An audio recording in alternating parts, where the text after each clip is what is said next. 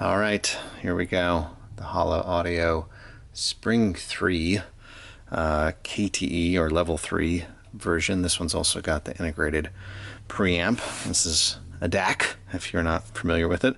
I was listening to this thing a lot while I had the Pontus II with the Iris in front of it. And I'll talk about some impressions and comparisons a little later on.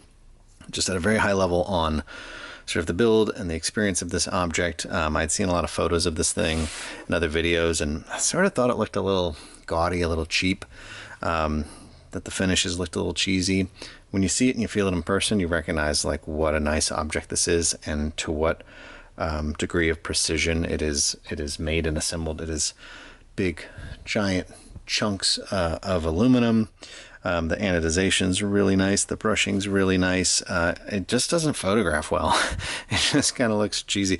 I don't know if like this like overemphasized sort of copper color just kills it or what, but looks great in person. Weighs a ton. Clearly very, very nicely made. It's got these cool little feet with a bunch of little rubber guys pre-installed on there. Front's very simple. You've got a power switch. There's like a main kill toggle on the back. You've got a quick mute button, which is handy. Menu, I don't know if there's anything other than choosing your source in there. Maybe there's some other things if you're using like I2 squared or something. And then these are your selection buttons. These are also your volume buttons for the preamp. The preamp is very nice. It's fully balanced. Totally analog, outside the digital domain, which makes a huge difference in my opinion. A lot of DACs that have volume knobs are doing that attenuation within the digital domain, and there can be some pretty negative side effects to the sound quality, which I've personally experienced testing with some other DACs, but not this thing. It's awesome. A little unsatisfying, like a volume knob would be a lot nicer than this, but also controllable via the included remote, so that's pretty kick-ass. I mean, you could have this, no preamp, and some powered speakers. It was really helpful when I was playing a lot with power amps connected to the Safara, because I didn't want to introduce another component in the mix, so this acted as the preamp for those speakers, so that was pretty great. And then, oh my goodness, I mean, I know I grunt a lot, but this thing really is heavy. Exactly what you'd expect to see on the back of a DAC. All your digital inputs that you could hope and dream of, and then outputs both balanced and single-ended. Very nice. And then, like I said, there's sort of the master override toggle switch. Power supplies on board. They have the May, of course, the Holo May, which is the step up from this. I want to say at least another $1,000, maybe $1,500 above that. That's got a separate chassis for your power supply and some other upgraded components. This is a R2R ladder deck, if you're not aware, which has really become my favorite typology and the kind of DACs that I like to listen to. Like I mentioned, I did compare this really directly to the Pontus II, as well as I had a Mojo Mystique X, which is a pretty high-end boutique DAC at the time, so sort of something pretty close in price, maybe a little less expensive with a similar typology, and then something much more expensive with a similar typology, although accomplished in a slightly different manner. All right, let's talk about how this thing sounds, right? That's why we're here, right? Very noticeable weight to the bass, and so deeply satisfying. I love bass. I'm not like a bass head, but I love lower mids and diving into the bass to just be full and satisfying and not lacking in detail or structure, not like bloated, but just present and weighty. And I think that's one of the characteristics that just jumped out immediately for me about the sound of this guy. You still get, like, even though it is a sort of very fluid and has a fullness and almost a warmth in the presentation, you do still get those little, crackles of detail, like hearing some, drummer click their sticks together before, like, just to count off the beat. Like, some of that stuff is just so snappy and brilliant and just really, really rewarding to dig into. Like, the detail is just outstanding, but it's it's not that like creepy, hyper real, over the top kind of detail. It's a very it's a very natural. It's a very how do you describe it? It's a detail that doesn't get in the way of the musicality of the experience, right? You're not going like, ooh, ooh, ooh, look at that. That's some real detail there. You're just kind of like relaxing and enjoying the music, and at the points where you want to kind of tune in and hear something, it's definitely there. What else can I say about this? Like I said, it's got great impact and weight, and I feel like the timbre is like really right on for me. It never felt digital. It never felt technical. It always just felt like a very rewarding listening experience.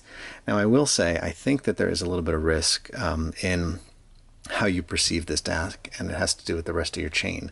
If you do not have a relatively like sort of lean, well-resolving chain around this, so amp headphones following this, you might, I could see potentially not kind of getting this DAC when compared to something like the Pontus.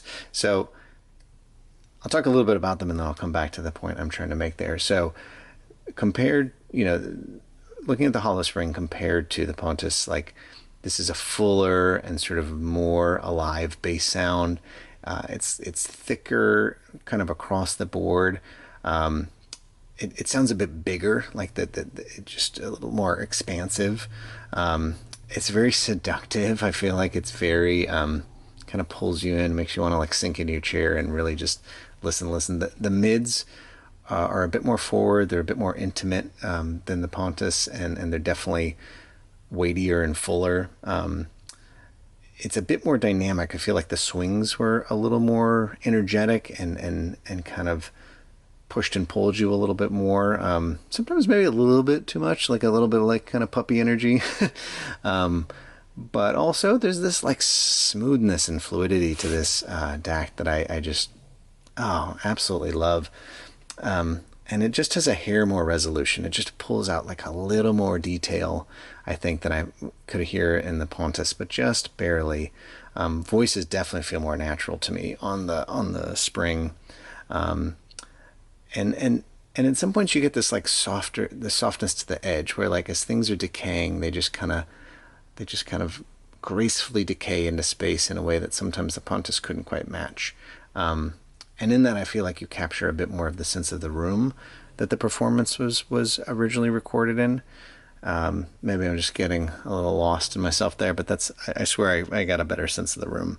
And I feel that's something often as you move up the chain of DACs that becomes one of the hallmarks of understanding what you're getting. What more am I getting out of this is like, do I get more of that sense of the environment in which, and the style of recording, and maybe the types of gear or mics, or like a little bit more of the technology of the recording and how it was accomplished? Now the Pontus, to its advantage, right? It has great resolution and extension, but sometimes it feels a bit forced by comparison, because I love that DAC. It does have a touch more air. I think it's got more space between things, a little more separation. The mids are less emphasized, so if you don't like that style of presentation, it's they're just very controlled, very structured. It's ultimately a little bit drier, even though it's nice and smooth and R2R and all that.